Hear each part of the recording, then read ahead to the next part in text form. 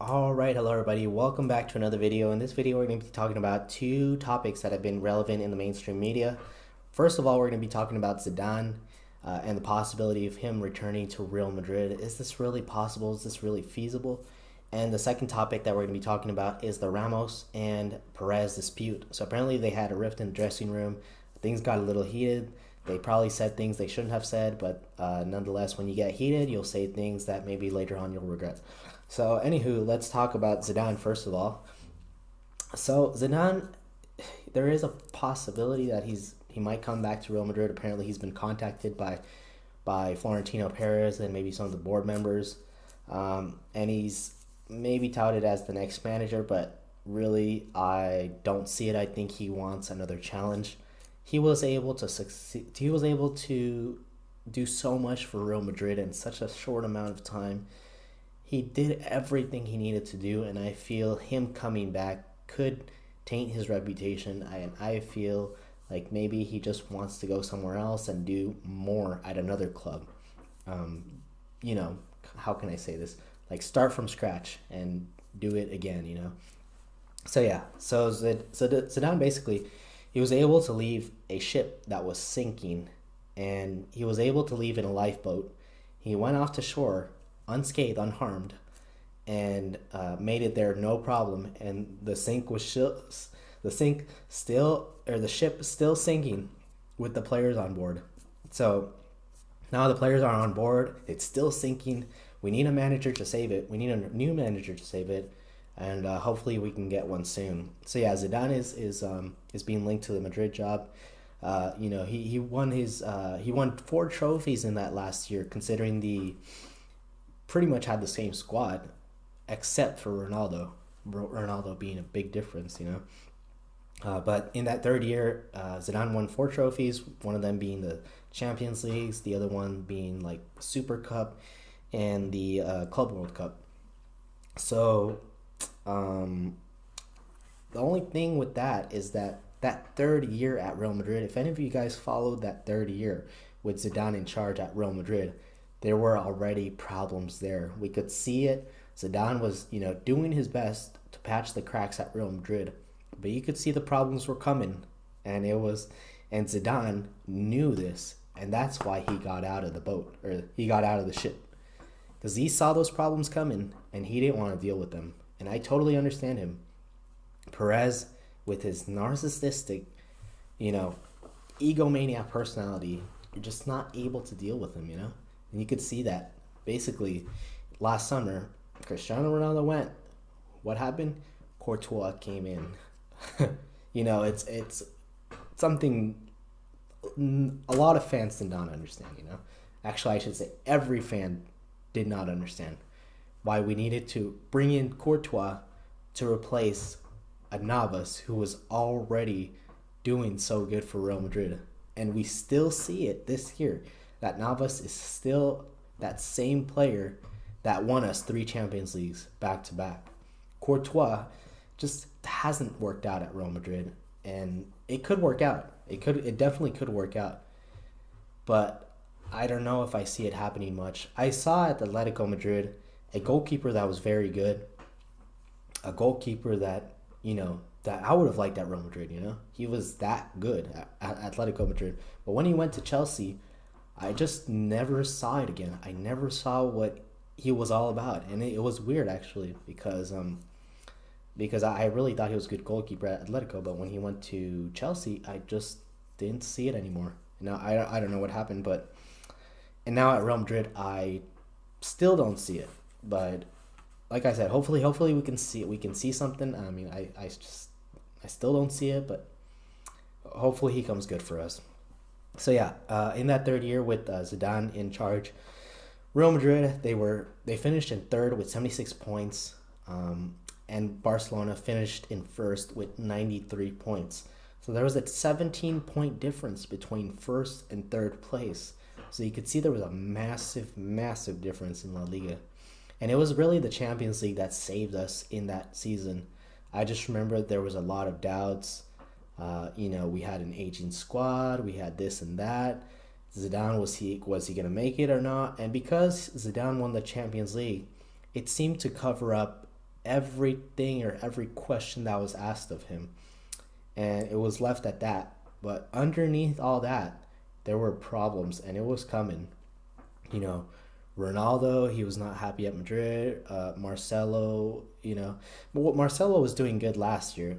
This year, I could just see it. His legs have gone. It really has. He's just lost that yard of pace, and I used to see he was quick. He was quick, but this year, you saw Marcelo versus Malcolm, I think, in Barcelona in the Clasico, and he looked like he was far behind. It just he couldn't catch up with Malcolm, and I understand that Solari did replace him with Reguilon, um, but Solari he hasn't really done a great job. He has done great in bringing in the youth. I have to give him that, but he hasn't really warmed up to some of the players that maybe would be beneficial for him to warm up with. So I would say like players like Isco, who has the experience, who has the pedigree, who's won us 3 Champions Leagues in a row. And he was, one of those players. I wouldn't say he was a protagonist, but he definitely was one of the players that helped us. Um, Gareth Bale, Gareth Bale's being used as a sub. Obviously, he Solari and him are they have some beef, I guess you could call it. Hasn't really worked out that well. Let's see who else. Mariano, maybe that's another player that I would love to see. Mariano, I know he's quality, and I just don't understand why we can't see him. Isco's another player who's quality. Why I can't understand why we can't see him. He's gotten like 16 minutes of game time since January, and just yeah, there's too many problems, and I think Solari really needs to go. And it's nothing personal. I mean, he doesn't seem like a bad guy, but it just he's not a Real Madrid coach. Um, he doesn't have the personality, to be honest. That's my opinion on it. So yeah, so Zidane, 76 points and 17 points behind Barcelona. 22 wins in that third season, and then 10 draws, 6 losses, 57% win percentage. So it was not that great, to be honest. We still won 4 trophies nonetheless, and if it wasn't for that Champions League, uh, the Champions League, success, then there would be a lot more questions asked, I think. But like I said, Zidane saw the cracks. He knew it was coming, and he left before the ship sank all the way. So what else? So then we have Ramos and Perez. There was a dispute. Perez, he went to his players and told them that they lacked dedication and went to label them as disgraceful. So again, you could see that Perez is narcissistic not personality, his narcissistic egomaniac self. How can I say? It came to the surface, and it's really no surprise. He's always been this guy, and it's just because we've won trophies in recent years that it hasn't been talked about that much. But Perez, it has always been a problem for Real Madrid. He's greedy. He goes after the money. He thinks only about himself, about only what he wants, and of course he should be gone. But this is nothing new. It's nothing new. It's been going on for years. So yeah, after that, so he labeled them as disgraceful, right? Then Ramos defended the team, and said the current problems are down to Florentino Perez. Ramos also told the president that they needed a striker at the summer, but Perez didn't do that. And then Perez threatened to kick Ramos out of the club, saying his contract would need to be paid for, and that he would go. And then pretty much Ramos, what he said was, "Pay me up and I'll go." So you could see that there was a pretty heated situation there. Now, Perez is definitely to be blamed in this. I think the lack of a signing of a striker definitely didn't help. You could say Mariano was a striker, but but really no. We need someone else.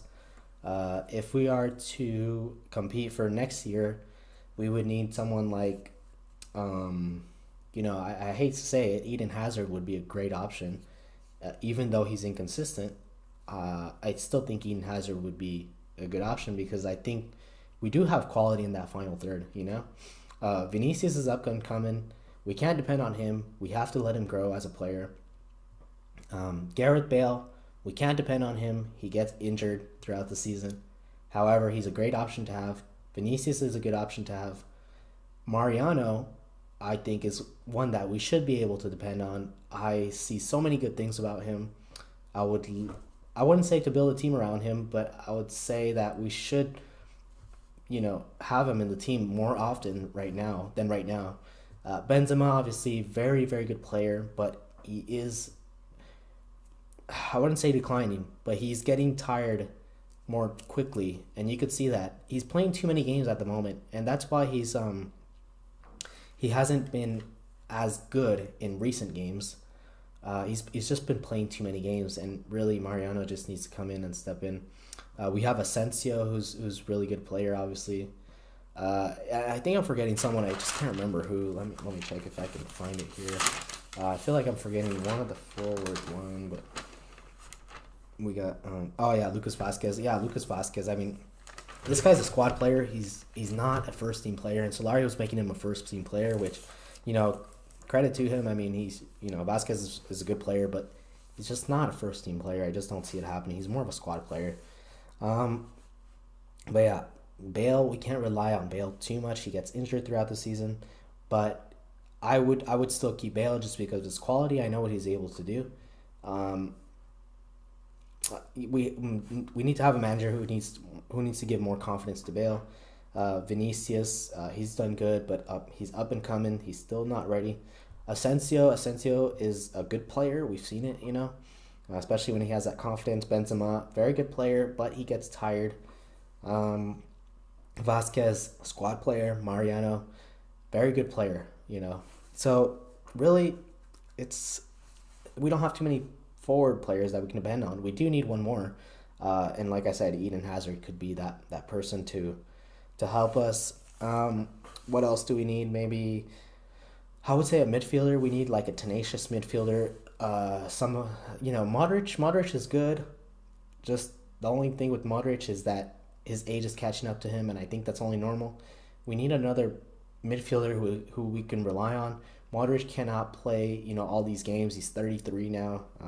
It's gonna become very tough for him. So we need like a N'Golo Kante or someone along those lines. And then as for manager, I would say, Pochettino could be a good manager. Yeah, I really don't know. Let me know what you guys think of the new, of a new manager. Who you guys think should be the new manager at Real Madrid? And what else? I think that's pretty much it. Really. That's all I have. So thank you guys for watching. That's all I have. Yeah, stay subscribed. I'm gonna be posting more videos, things like that, and let me know who you guys think the next manager should be. So thank you all for watching. Have a good day. Have a good night, wherever you are.